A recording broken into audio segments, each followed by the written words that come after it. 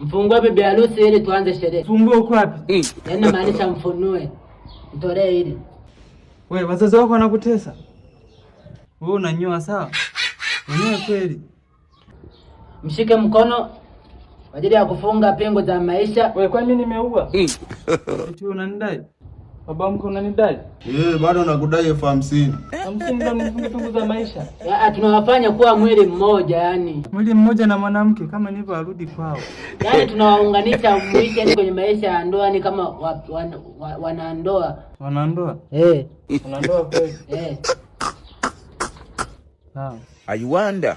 Unaahidi kumfanyia nini mke wako mkiwa kwenye maisha ya ndoa?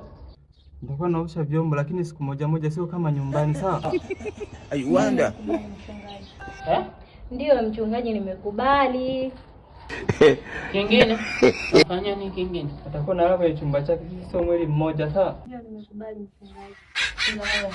Wewe unamwahidi nini mume wako mkiwa kwenye maisha yenu ya ndoa? Mimi nitamwahidi kumsikiliza na kumtumikia siku zote za maisha yetu tutakapokuwa wote. Mimi sina hela za kukulipa. Ndio nimekubali tu hivyo hivyo. Unanitumikia bure kweli? Wewe unamwahidi nini kikubwa kabisa ambacho utamfanyia baada ya hii ndoa? Namwahidi kumpeleka Sham Motors, nitaenda kumnunulia gari.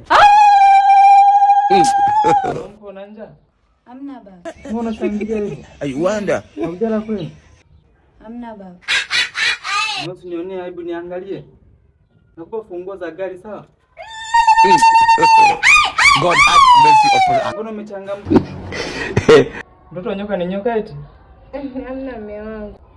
Mbona funguo za nyumba hizi mume wangu? Nani mume wako? Wewe mwanamke mbona mjuaji? Kwani tumeshaoana? Afu mbona mnaniangalia au mnataka wapi? My lord. Hamna wapi. I wonder. Mwende pale Sham Motors Nyamanolo Mwanza mkanunue gari, sawa?